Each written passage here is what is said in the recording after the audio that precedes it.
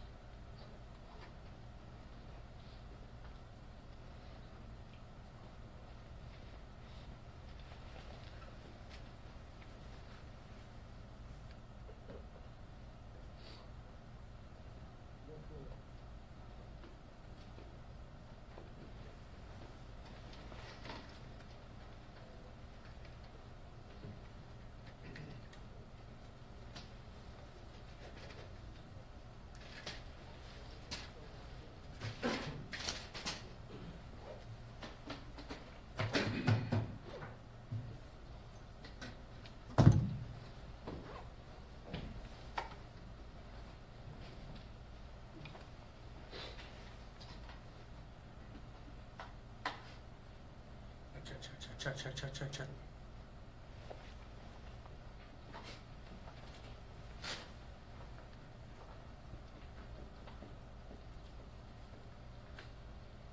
All right, thank you everyone for your patience. We're going to hear from AC Ewing and DC Bliss today. And once you take questions, please come over here. 2 questions per person. Thank you. Good afternoon. I'm Assistant Chief Eric Ewing, Field Support. Before we get started, I'd like the folks behind me to introduce themselves. Starting over here to the left. Board of Police Commissioner Ryan Ferguson, Chairperson, District 1. Captain Tanya Leonard Gilbert, Office of Workplace and Community Resiliency. Deputy Chief Mark Bliss, Support Services Bureau. Good afternoon, Vice Chair, Board of Police Commissioner Annie Holt. Good afternoon, Franklin Hayes, DPD Deputy Chief. All right. As you all know, the Detroit Police Department, our #1 priority is to preserve life. It's been our commitment to provide the residents of the city of Detroit and the visitors of the city of Detroit with the best trained officers around the country. To that end, we are constantly evaluating our department's policies, and we're looking at new ways to better serve the community. Looking over the past year, there's been several incidents that have occurred in the city where officers were physically attacked, and if we were provided with different tools, maybe we would have had a different outcome. Well, today we're announcing 2 additional tools that we will immediately deploy to our troops to assist us in that endeavor. The first is the TAC SA pepper ball launcher, and the second is a Defense TAC 40mm launcher. And it's displayed to my right here. You can see them on the table. There is no officer that takes duty every day that wants to fire that weapon. We all we always want to go out and try to resolve these issues as peacefully as we can. These tools that you see on this table will give us the opportunity to do that. No matter the situation, we remain committed to the citizens of the city of Detroit and do whatever we can do to help preserve life. In addition, we will also today be showing you or announcing a new body-worn body camera. There's been several upgrades to this camera system from the one we had previously. This particular camera will allow each officer to have one individually, and it will come with backup camera, actually backup batteries, and a new resolution for better viewing of the situation in front of us. Now these non-lethal weapons and body cameras will help us in serving the community every day as we go out and we continue to serve the citizens of the city of Detroit.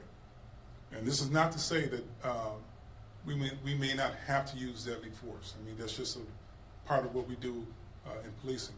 But we do not want to do that on a daily basis. These weapons will allow us the opportunity to try to resolve those situations prior to getting to that level. In addition to that, we will also be reintroducing Community CommStat. Community CommStat is a process by which we take a look at our commands and we take a deep dive into how we are servicing the citizens of the city of Detroit.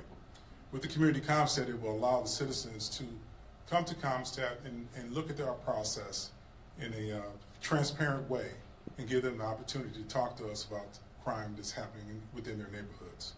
So we'll be taking questions on that a little bit later. But before I continue, I want to bring up Deputy Chief Mark Bliss to kind of talk us through some of these less than lethal weapons you see over to my right. DC Bliss. Thank you, AC Ewing. To my right, I'm going to be first. As AC Ewing indicated, we do have some new equipment, but the first thing that I really want to focus on is the WatchGuard V300 body-worn camera. This has several advantages over our currently issued body-worn camera.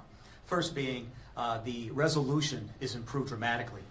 This new V300 has 1080p resolution. Our current one has about 480. So we do have an increase in the resolution. Additionally, as the Assistant Chief did mention, is these batteries are removable. Our current system, the battery and the camera are one. Therefore, if your battery dies, you have to remove the camera and you have to get a brand new camera. You can't switch out the battery. This one allows you to switch out the battery. So theoretically, if you're leaving a scene and somebody else is coming on duty to a scene, you could, if you have enough charge in your battery, you could swap out your battery and give them your battery. Also, these cameras allow us to, using Wi-Fi, upload video. Our current system does not allow that. We have to take the camera off and we have to put it into what's called a transfer station. This one, wirelessly, if it's available, it can upload straight up to the cloud. So it allows us to, in some cases, theoretically have unlimited storage capacity. Moving on, to my right, you will see the 40mm DefTech launcher. That's the piece of equipment that has the orange grips. What that does is it launches a 40mm round. And what that round does is it causes, in some cases, disorientation. And it allows us to kind of react to that individual once fired. And then finally, we have, also to my right, yellow, is the pepper ball system. This fires pepper balls that actually have it's a circular ball that has a kind of a powder irritant that you could shoot and fire up to approximately 100 feet. Thank you. So with these intermediate weapons, it gives us the ability to solve situations, as I said before, without escalating it to something so force as deadly force. Just imagine being out there, encountering an individual out there with some type of weapon that is not a gun that we would have to meet force with another weapon, like a gun. But we were able to see, for instance, if someone had a knife or someone had a bat or something like that out there in the street, we're able to resolve that situation without having to use deadly force. So with that, at this particular time, I'll take any questions if anyone has any. Was this So the chief, at the beginning of the year, actually mid-year, had employed us to start looking at less than lethal weapons prior to. In October, he, amongst some of the other staff, attended a ISCP meeting, I believe it was in Dallas, Texas, where he got the idea of some of these weapons that you're seeing over here, actually over here on the table right now.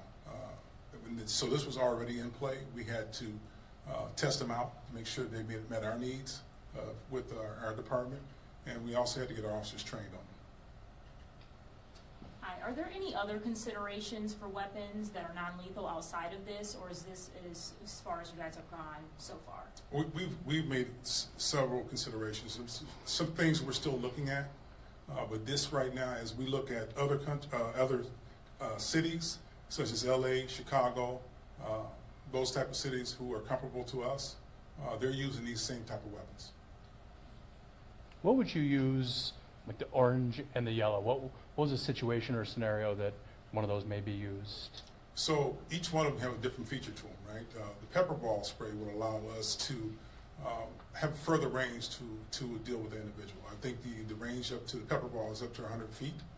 We could fire that projectile out, and it would emit a 12-foot cloud and try to and get the individual to succumb to some of that mist, right? So we can get those individuals into custody. The other one is a more impactful round. It has a round that you would definitely feel the impact of it. It's a little closer. I think that the extended of that is 50 feet to be accurate, and you would utilize that to get an individual to comply with orders of an officer if the individual has some type of weapon in his hand other than a gun that could fire a projectile back at us, such as a bat or something like that, to get him to comply to it. What kind of round? I know the pepper one is probably like the pepper spray, but what is in that one? Is it Which one are you speaking the of? orange? Well, both have orange handles, so which one are you talking about? The one closest to you, what the projectile that comes out of that? It's a foam round. It's a foam round. It's a foam round that has a heck of an impact to it. You will feel it, but it's not designed to break any bones, but you will feel it. Any cost, or do we know the cost associated, how we paid for it? I'll bring up DC Bliss to talk about that. Yes, these weapon systems are general fund dollars through the police department. So they didn't need any sort of special approval, we already had the funds kind of set aside? Correct. Correct.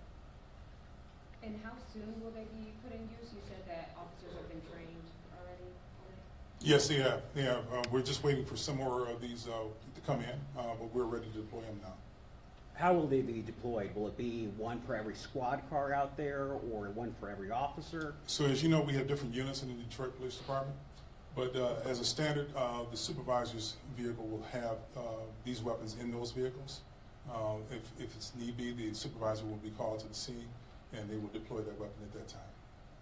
Can you talk body cameras in regard to, will they be deployed for every officer? Has that been the case with previous body cams, or will you have more of these, and how soon will those be available and out in the field? Well, the plan is to deploy those to every officer who's on the street having contact with citizens on a daily basis. We're waiting for some more to come in. DC Bliss, do you want to speak to when they'll be on ground? Approximately first quarter of 2023. But up to this point, have body cameras been available for all officers in active, In patrol-related functions, yes. Okay. But these new ones will be to every single person in the department, even outside patrol-related functions. So everyone will be issued that type of body-worn camera. And we currently have several of our specialized units that are utilizing them right now. And one more for me, if I may. When we talk about these alternate, weapons here, obviously when police come on a scene, they don't know what they're encountering. So can you give us a little more texture in regard to, how and when ideally these can be deployed, more crowd control measures perhaps, or if you can give us a little better idea? Well, let me say this. The Defense TAC launcher, we already have that in our special response team. They've been primarily the officers that utilize it. We're expanding that now to all the officers in the field. As you said, we don't know what we're encountering every day, and then when these things pop up, we want to be able to respond to them in like kind. So each situation is different. I can sit up here and give you situations, but every situation is different. But be able to have these on hand so we can go to something other than deadly force is going to be a tremendous help for us in Detroit Police Department. Thank you. Will this take the place of anything, for example, a taser or anything, or will this be used in conjunction with? This gives tools for our officers to make a decision what to use at that time. Again, this decision on the field, on the street is different. It's timely responses that you have to have to these situations out here. It's not going to replace the taser. It's not. It's just another tool on the belt for us to utilize. We good? All right. Thank you, AC. Thanks, guys.